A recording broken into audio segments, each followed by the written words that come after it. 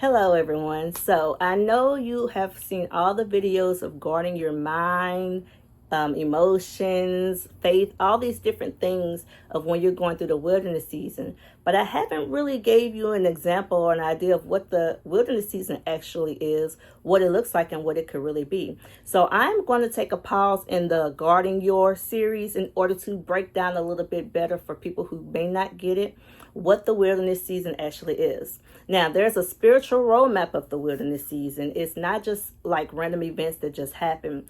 There are divine phases that happen when you're in your wilderness season to bring you into purpose. And so God uses this time, this testing, and this transformation to refine his people so that they can be used for him, right? And so that is what we're going to be learning about in today's lesson. I am LaQuinta Obedi. This is Bold and True in Christ. Welcome back to my channel for those of you who are returning. For those of you who are new, go ahead and hit the subscribe button for me. Don't be playing, okay? So that this video can get back to all the people, or go out to all the people, you know, that it can help them when they're in their wilderness season. So please feel free to like, share, and comment.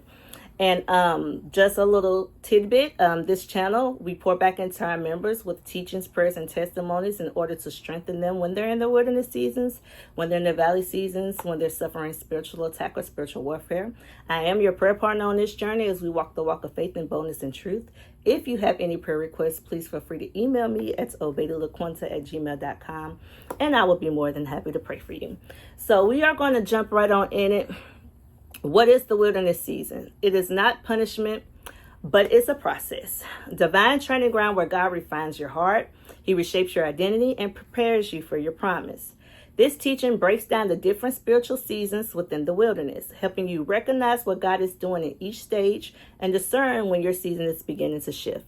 Now, you can also look at it like this. There's different seasons, fall, spring, summer, winter.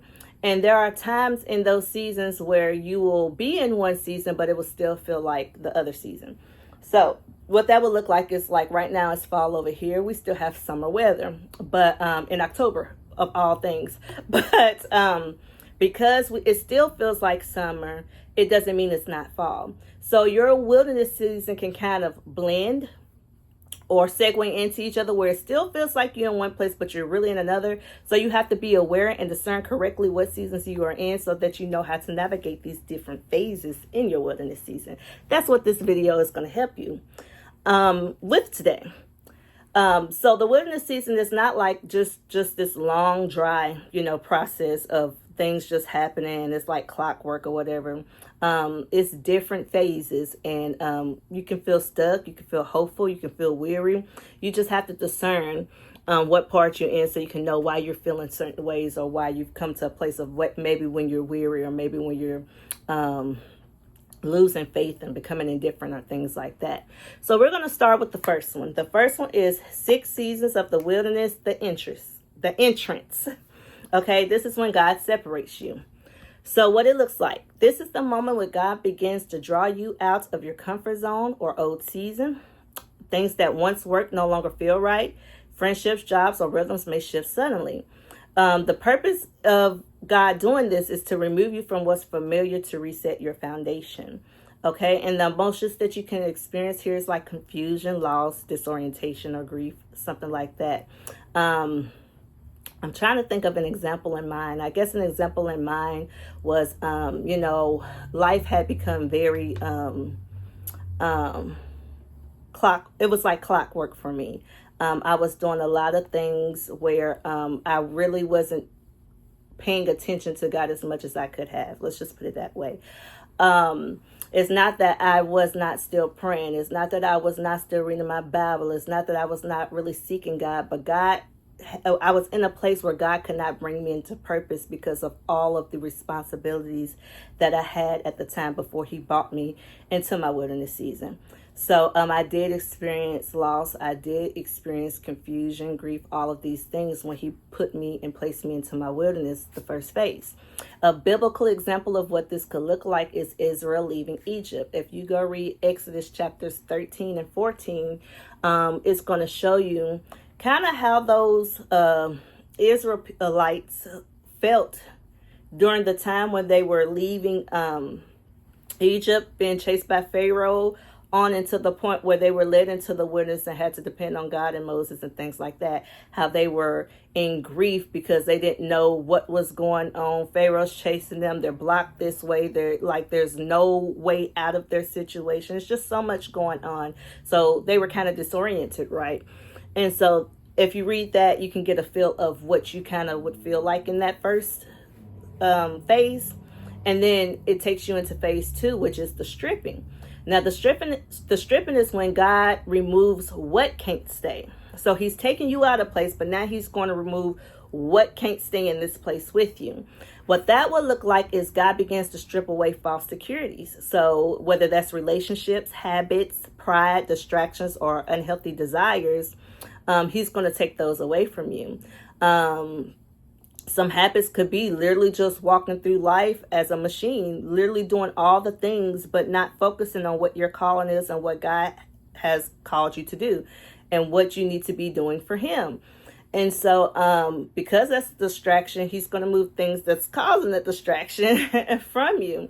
You can feel empty, exposed, or vulnerable. So the purpose of God doing this is he removes what hinders intimacy and dependency, and he brings that dependency back to him. So if you say if you have a spouse and that's who you're dependent on, that's who you put your whole heart into and your focus into, that can become an idol, and he will move that because he wants you to be dependent on him. He wants you to put your trust in him. He don't want you to feel like the only person that can bring you out of a situation is your spouse, because y'all are both supposed to be seeking him and partnering with him together, right? It could be a habit, something that you were used to, maybe a healthy desire, something where you were just desiring something that was unhealthy for you. I know for me, I was in a place where I wasn't really focusing on my weight and my health. And so because I was doing so much other stuff and focusing on so many other things, when he removed those other things out of my life, I had more time to focus on my health. I went to the gym. I started losing weight. And so an unhealthy desire that I had was overeating, emotional eating, kind of just not exercising, not working out, not paying as much attention to my body as I should have. So that's just an example. A biblical example could be Elijah by the brook Cherith. I hope I pronounced that right. This is in 1 Kings 17, 2-7. And if you read on down, the last verses say, they put their faith in the Lord and in his servant Moses. So, this is the Exodus one. Sorry. This is Elijah by the brook Cherith. Okay. So in 1 Kings, after he brings Elijah to the brook, what he's doing is he's sustaining Elijah at that brook. So he's giving him daily water and things like that at that brook. And eventually on throughout that chapter, he tells him to move on to another city. And in that city is when he meets the lady who doesn't have food in her house and only have enough oil or bread or whatever just for a day, which he ends up being sustained by her as well. And she trusted in him. So it's just showing partnership and the relationships that God brings you into when you rely on him and when you trust him to provide. So that's a biblical example. Number 3 is the silence, when God feels hidden. So in this phase, like I said before, at the beginning, you're going to begin sustenance from God, because just like with Elijah at the brook, he's pouring into you, he's giving you daily manna. But at this phase, you're going to get to a point where you're not hearing God as clearly as you heard him before. I mentioned in one video how a whole month went by and I felt like I really didn't hear God speaking to me, right? And so what this looks like for you would be your sense of God's presence is less tangible. Prayers feel unanswered at this point, and life seems slow or paused. This is where boredom, indifferences, hope deferred, and others can often appear, because the excitement of the beginning has faded and the end is not yet visible. So some of the emotions like it mentioned here can be weariness, restlessness, doubt, spiritual dryness. That's where I come in with these videos, teaching you how to get through those spots, because those are the spots that will break you a lot quicker. So you have to be very cautious and know where you are in your wilderness phases or seasons, okay? So a biblical example here is David tending his sheep. And so David tending his sheep was a place where he might have thought he had a calling, knew he had a calling. He had fought like I think a bear at the time, or a lion at the time, and so he knew that he was capable of more. But at this time, he's just tending his sheep until he is anointed king. So that's one thing. And then you have Joseph in prison. So in prison, Joseph is still using all of his talents. He's interpreting dreams, and he's doing all of these things and still using his spiritual gifts while he is still feeling stuck, is still feeling dry, still feeling like God isn't doing anything, when he know eventually he's supposed to at least have people bow down to him. In what way, he didn't know, but it was supposed to happen and take place.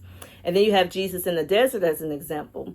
So you can go look up those stories, but the purpose of what God is doing in this season is deepening your roots in faith, okay? Not feelings. He don't want you to focus on your emotions or your feelings.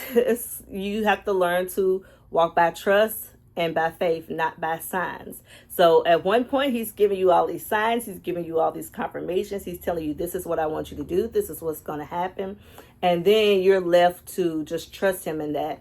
I think I said in one video, but I'm not for sure, where I heard God tell me at one point, he said, God is challenging you to take the promise to the next level.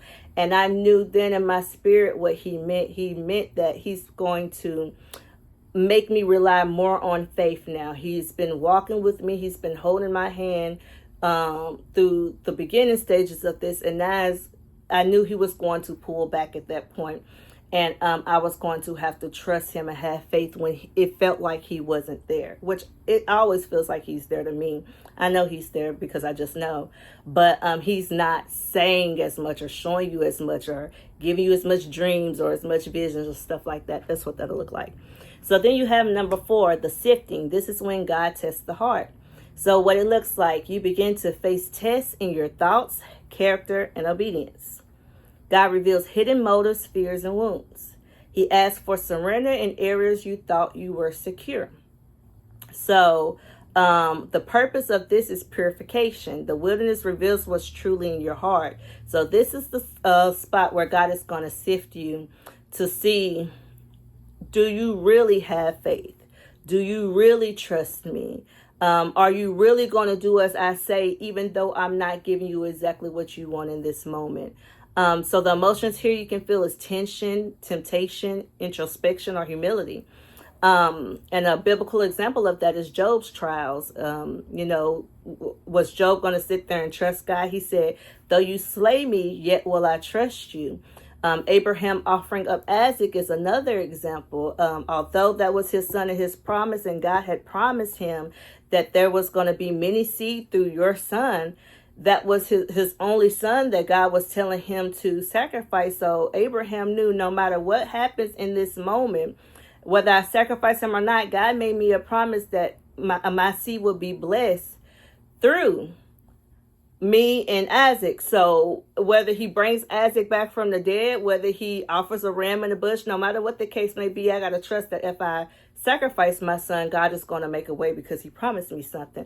Not many of us can actually say that we trust God enough to kill what he promised us. And that's a whole nother, y'all, when God allows me, that's a whole nother study. Can you let go and lay down and let die what God promised you to rebuild to begin with? Okay, so that's going to be another study. But and then you have Jesus in Gethsemane. So Jesus had to lay down his life. Notice all of these includes death. Job lost family, he lost cattle, he lost all of these things, and God rebuilt it back and gave him back double for his trouble. And so Abraham offering Isaac was signifying death. There was a foreshadowing of what Christ was going to be. And so Jesus in Gethsemane, knowing that he had to go to that cross and die, he has to humble himself and he has to have humility in order to die for our sins. He knew he would be raised to a higher glory. And so this is the part where you notice, for me, that death has occurred and it feels final.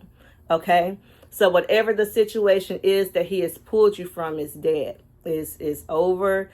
is no going back. Now, he can resurrect that situation like he did with Jesus, or he can leave that situation buried. Okay?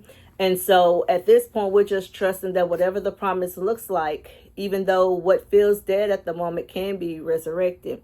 And so what I've noticed for me is 3 and 4 blends a lot. Okay? Like feeling like your prayers aren't answered while you're also being tempted and about other things, and you're trying to make sure you're still being obedient to God, because this is the part where you also probably asking God, was it really you? Did I really hear you? Because I have not been hearing you anymore. This is the part, these two right here, he's shifting you. So this is literally the part, and he's sifting you. This is the part where you can really lose faith if you are not grounded in what's going on and you are not aware. So be very aware of what's phase you are in. And so then after phase 4, you're going into the stirring phase, which is when purpose awakens again. Okay. And I do feel like 4 and 5 also segues into each other. So this is what this one would look like. You begin to sense new vision or direction. Old desires fade, new ones rise. The things you endured begins to make sense. You feel reconnected with God's voice, and doors begin to open slightly. Okay. And the emotions that you can feel here. Well, first, the purpose. The purpose of this phase or season is God awakens purpose and prepares you to walk in it with maturity and humility. And so the emotions that you can experience here is renewal, hope, expectancy, and gratitude. So for me, what it looks like is me starting my YouTube channel. God is bringing me into purpose. I have something to talk about that can help other people, because as God is guiding me through my wilderness, I'm able to use what I'm learning to guide people through theirs as well. And so you're noticing your purpose. And whether this is my only purpose, only God knows. There's probably more to it. But you're having a hope again, and renewal again, and gratitude for the fact that God has taken you through this process, because you've grown so much. You've obtained so much wisdom and things like that. Now, mind you, while the stirring is happening, the sifting is probably still happening. So it's just like it all kind of flows, but like you really can experience different phases. So that's why I say you have to know what you're going through. But God puts you into purpose, and you start realizing some things. So you'll know when you're in the stirring phase. Okay. And then the final phase, which is phase 6, that is the shift. This is when God transitions you actually into your promised land. Okay. And so for me, I am still stuck at 5. I'm not in my promised land yet, but that's okay. What this real quick, I forgot the biblical example for phase 5. So with the stirring phase, a biblical example is Joseph interpreting dreams again for his promotion. So what ends up happening is he is called back to the Pharaoh in order to interpret a dream. And so he has a purpose. His purpose was given to him while he was in prison, when he gave the interpretation of the dreams to the other 2 prisoners that was with him. One was promoted. One was hung the next day. He told the one who was going back to tell Pharaoh about him, tell people about him. And so eventually it came back around where he was remembered to be able to use that purpose and gift and calling that God had instilled in him from the beginning. And so this brought him into his promotion, which would have taken him to the shift, which is part 6. Okay. And that's being crowned by Pharaoh and being ruler over Egypt and actually saving Egypt. So the shift, when God transitions you into promise, what it looks like is God begins aligning people, opportunities, and favor. You move from hiddenness to assignment. This is when the seasons change. You notice your environment and your inner spirit begin to move again. Okay, so the purpose of this phase is fulfillment. Pretty much, it's just fulfillment. You're stepping into your promise, a season, and the lessons of the wilderness are still alive in your heart. So you know how to steward this promise, because everything that you just went through is so fresh and raw, and all you want to do is do right by God. So you ain't got to be there again. Because if you're like me, I'm like, God, whatever the case may be, I don't ever want to be in a wilderness again. Now, I know I might have to endure suffering again, but I never want to be in a wilderness again. Okay. And I believe it's two different things, so I might do a teaching on that as well, like just average suffering, like, death of a family member or something like that, versus you are literally in your Job moment where literally everything is being taken out of your life and moving displaced. That's a wilderness season, you guys. And like I said before in a previous video, you will know when you're in the wilderness, okay? Won't nobody have to tell you that you're in the wilderness, okay? So what your emotions are here is excitement, awe, caution, and surrender. So you're navigating it cautiously. You're like, okay, God, I don't want to mess this up. Show me, tell me what I'm supposed to do. But you're in awe that God kept his promises. And guys, I can't wait to be there. I know it's happening, but I just can't wait to be there, okay? And so your biblical example is Israel crossing the Jordan, which is Joshua 3. When Israel finally make it into their promised land and God does everything that he had promised them. Another example is Job, when everything was restored back to him. Now, I don't know what promise God made him before, but hey, it could have been a promise there and he was restored. Another one was Joseph. He is walking in by the Pharaoh and he's saving Egypt and eventually saving his brothers and his family. So that is the biblical example, okay? So once again, I'm going to give you the 5 points on how to recognize a change in seasons. So now that you know the 6 phases, this is how you recognize the changes when you get to your 6th phase. You sense inner peace, replacing striving. So you're not just doing it to do it, but you're at peace with what you're doing. Your focus shifts from pain to purpose. So instead of recognizing and dwelling on what you've lost, what God's taken away, what's not happening, you're more focused on your purpose and pouring into other people and doing what God called you to do, because it's all for him at the end of the day. Then you have new opportunities appear while old ones close. So one of the opportunities that I could say I got was my job promotion. And so then I'm getting other opportunities as well. And then you feel spiritual alignment and readiness instead of resistance. So, you kind of get on fire for the Lord. It's like, okay, God, I don't fear no more. I don't care what the case may be. I don't care what happens. I don't care how vulnerable I look to people. I'm going to step out on faith and do what you asked me to do and be in alignment with what you're calling me to. And so in number 5, what once broke you now becomes your message of strength. So what broke me like that brought me into this wilderness season, though I have not gave the full testimony, I'm saving it because I want y'all to know the full picture when I give it, when he brings me into my promise, is that same thing that broke me is going to be a testimony for other people that may go through something similar or even worse. And right now I'm just doing my purpose and my calling, which is talking to y'all about how to navigate and get through it. So God really has me in alignment, and that's what it's going to look like for you. Key verse, he humbled you, causing you to hunger, and then feeding you with manna, to teach you that man does not live on bread alone, but on every word that comes from the mouth of the Lord. Yes, God. Deuteronomy 8:3. What God said he's going to do, he's going to do it. I say it all the time. Okay, so step by step, how to endure the process of God. Accept the season. Whatever season or phase you're in. Denial delays healing. Stay consistent. Obedience in dry seasons brings breakthrough in due time. Guard your perspective. Don't misinterpret silence as absence. So when you stop hearing from God, that does not mean he's away from you. He's there. He's just growing you. He's challenging you to take the promise to the next level, as he told me.